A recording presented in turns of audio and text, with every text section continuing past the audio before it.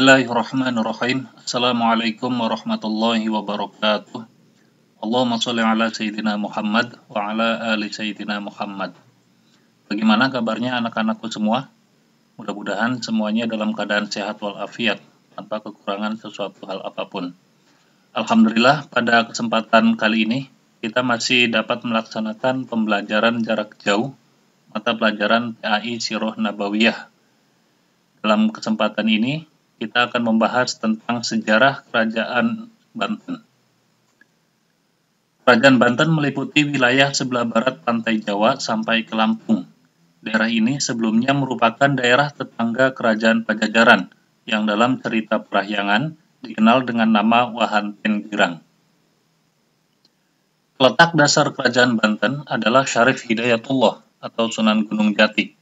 Pada tahun 1526, Syarif Hidayatullah menguasai bagian barat pantai utara Jawa tersebut untuk menundukkan Kerajaan Pajajaran.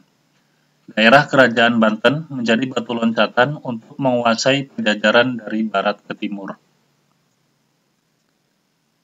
Kerajaan Banten dijadikan sebagai basis penyerangan Kerajaan Demak dan Cirebon untuk menguasai Kerajaan Pajajaran dan pelabuhan Sunda Kelapa.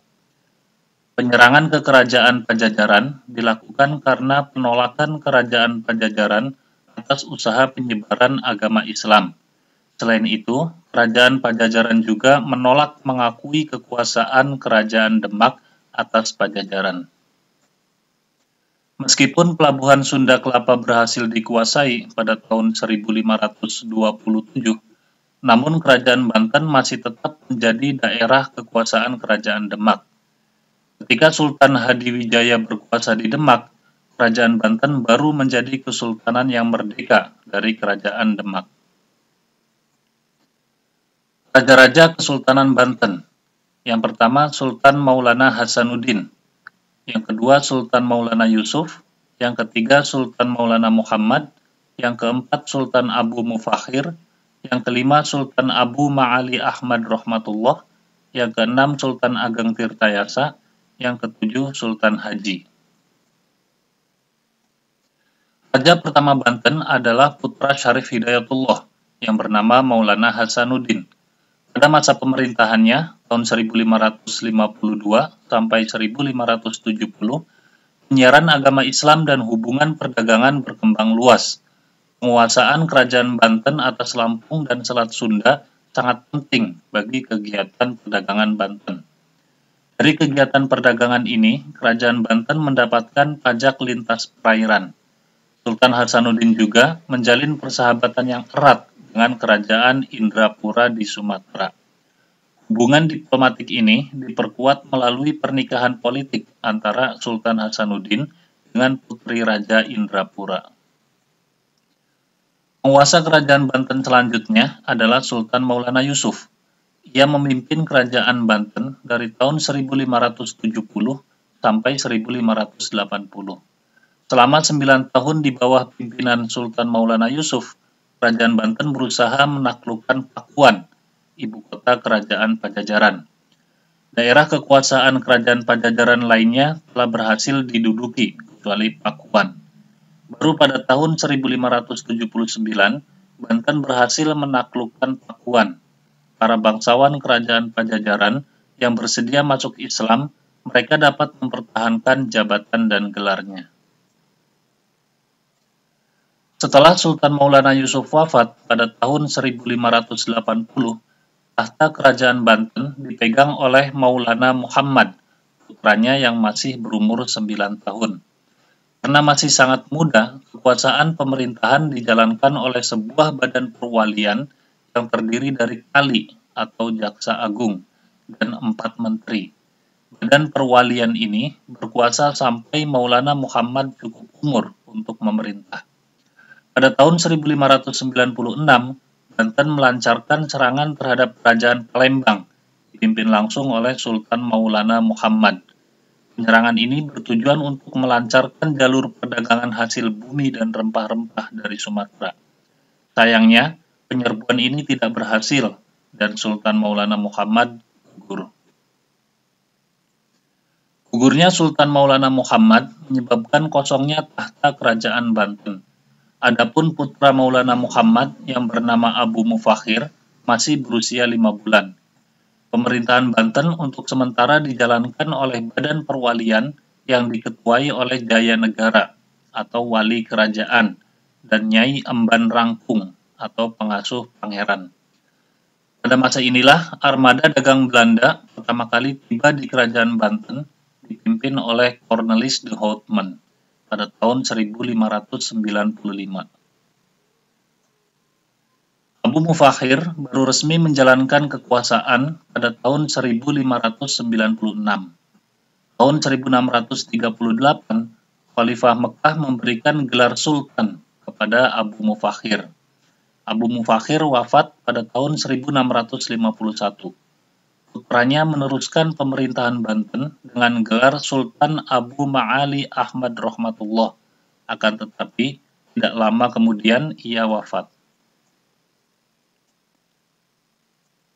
Raja Banten berikutnya adalah Sultan Ageng Tirtayasa.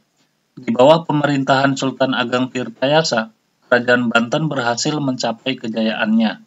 Sultan Ageng Tirtayasa berusaha keras mengusir kekuasaan armada dagang Belanda atau VOC dari Kerajaan Banten. Pemerintahan Banten juga mendukung usaha Mataram untuk mengusir Belanda dari Batavia. Meski demikian, usaha ini akhirnya gagal. Menyadari kekuatan militer Kerajaan Banten yang tidak seimbang dengan Belanda, Sultan Ageng Tirtayasa menghentikan taktik konfrontasi langsung. Sebagai gantinya, ia memerintahkan perampokan dan perusakan perkebunan tebu Belanda, serta berusaha menyaingi perdagangan Belanda.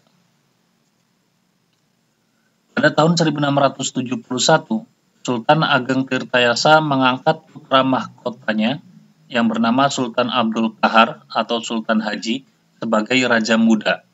Pemerintahan sehari-hari dijalankan oleh Sultan Haji, sementara Sultan Ageng Tirtayasa tetap mengawasi.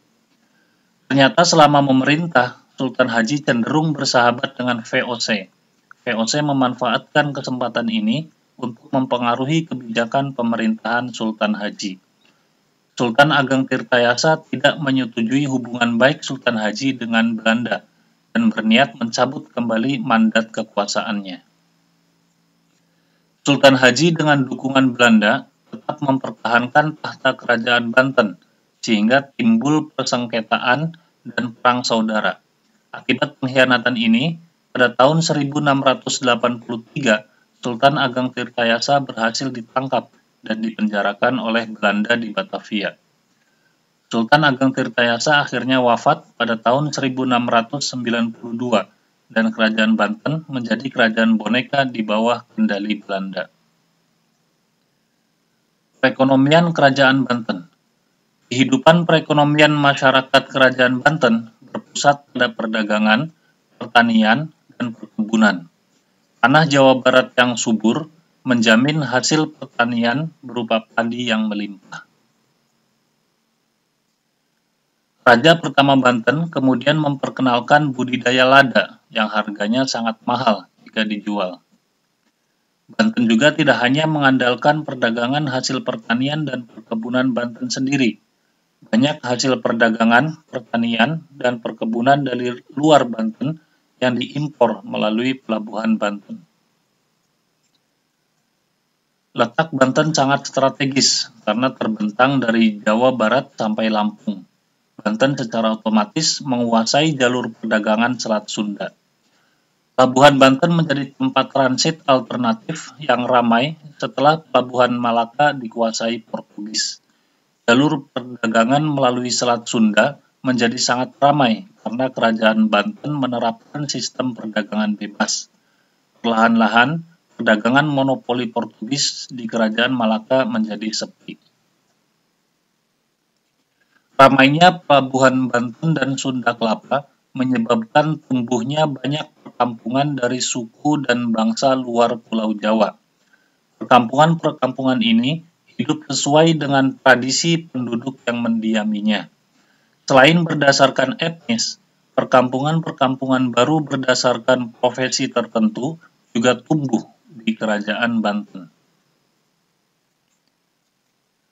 Perkampungan-perkampungan etnis dan profesi ini dapat berkembang bebas walaupun masyarakat Banten menerapkan hukum dan adat berdasarkan ajaran Islam. Penduduk kerajaan Pajajaran yang tidak mau menganut Islam, mereka mengasingkan diri ke pedalaman Jawa Barat. Mereka disebut suku Baduy. Mereka menerapkan sistem kepercayaan yang disebut Pasundan Kawitan. Pasundan Kawitan atau Pasundan yang pertama adalah perpaduan agama Hindu dengan kepercayaan tradisional suku Sunda. Dengan banyaknya perkampungan asing di Kerajaan Banten, agama Islam bukanlah satu-satunya pengaruh yang memperkaya kehidupan masyarakat Kerajaan Banten. Sayangnya, peninggalan-peninggalan budaya dari Kerajaan Banten tidak banyak ditemukan. Namun demikian, pengaruh agama Islam dalam seni bangunan Banten dapat dilihat pada bangunan Masjid Agung Banten dan komplek makam Raja-Raja Banten di Kenari. Peninggalan-peninggalan Kerajaan Banten. Selama 3 abad masa Banten berkuasa, kerajaan ini meninggalkan beberapa peninggalan kerajaan di Pulau Jawa yang sebagian masih berdiri kokoh hingga sekarang dan sebagian lagi tinggal berupa reruntuhannya saja. Di antaranya, yang pertama Masjid Agung Banten. Masjid Agung Banten merupakan peninggalan Kerajaan Banten sebagai kerajaan Islam Indonesia yang berada di Desa Banten Lama, Kecamatan Kasemen, dan masih berdiri sampai sekarang.